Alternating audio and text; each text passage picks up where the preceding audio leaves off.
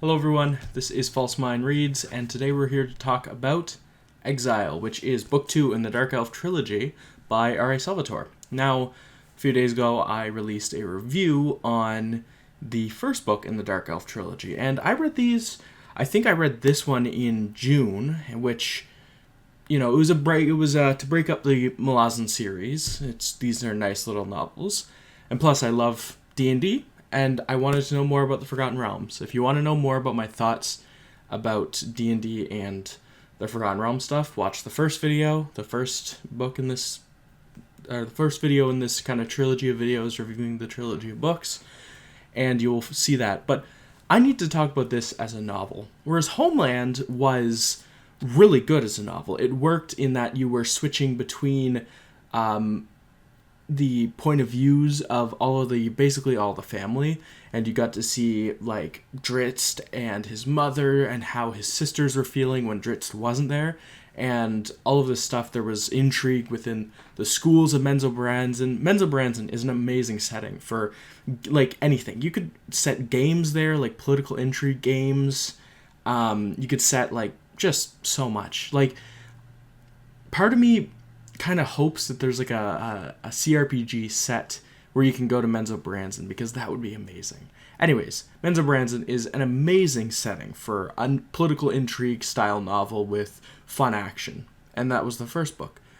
This is Exile, however, which, look at this little raised stuff. This is I think a first printing of Exile, which is really cool. I got this at a secondhand store, and my review of the novel is thus. It is a lesser quality than the former book in the series, but not by much. It takes a different approach. It does different things, but intentionally different things.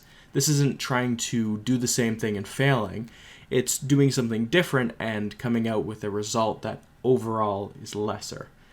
This follows Drizzt as he leaves the safety of Menzoberranzan and goes into the wider Underdark, and also kind of follows the machinations of House Orden trying to get their revenge on Drizzt for forsaking Loth in the ending of the last book. I'm going to put the book down now, but overall I thought that this one, it kind of just meandered a little bit too much, because with the short length of the book, it should have been. It reminds me, okay, to draw a comparison, it should have been tighter. That's what I'm saying. To finish that sentence. But to get on to my next point, it reminds me of reading like the Percy Jackson series of books, where it's just a lot of little kind of episodic things that string together. But the thing with the Percy Jackson books is you had a core cast of characters. You had the trio, and then they were encountering stuff, so they got to bounce off each other for the entirety of the book, and it just kept growing and growing and growing, even if we were leaving scenarios and characters behind every so often. But in this book, a central thing is Drizzt's battle with loneliness, which is very interesting, but you can never.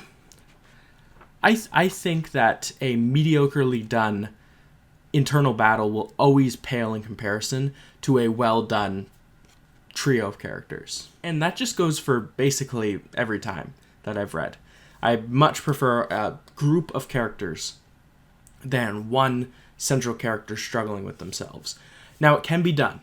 My favorite books usually, like, if they do this, they strike a balance between internal and external. And this book does try that. I will not say it doesn't. You have the Deep Gnome, I forget his name, but you have the Deep Gnome, and you have the Earth Sprite guy. I forget his technical name too.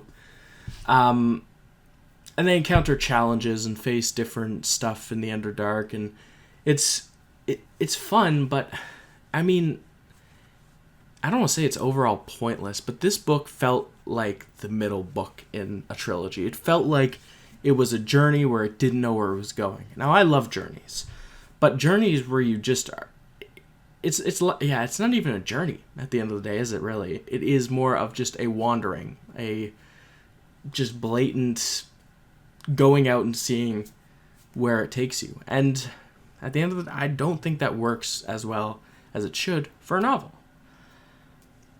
And that's my thoughts on this book. It is still good. I think it's still worth reading. I think this entire trilogy is basically worth reading if you like the first book and you like Drizzt, because I don't know about the subsequent books, but this first trilogy is pretty good. And I know that technically the Icewind Dale trilogy came out first, and then this is like fleshing out Drizzt's backstory. So essentially, if you were reading it in context of when it was released, this is filling out how Drizzt got to the first novel in the Icewind Dale trilogy, which I can see this change in perspective kind of altering how I view things. But as it is pitched as the first trilogy, you should read this before you go and read the Icewind Dale trilogy, and that's how I read it. Overall, this novel suffered in that regard, where it just could not pull its own weight, and kind of, I hate to say this, but justify its own existence. I think that this trilogy really could have been like one big book, and you can say that for a lot of things, but like this feels like the middle section, and I guess, I don't know, that's kind of a pointless argument, I suppose, but part of me, I have a lot of the same complaints with this book that I do from Sojourn, that like follow up on Sojourn. And I think that the most coherent and most tight book in the series is the first one in the trilogy. And so I'm left kind of like, these could have been different and been better if they were different, which is not always the case, huh? But yeah, that's my thoughts on Exile by R.A. Salvatore. Thank you guys for watching. I hope you guys like and subscribe to this video, and I hope you all have a good day. Bye-bye.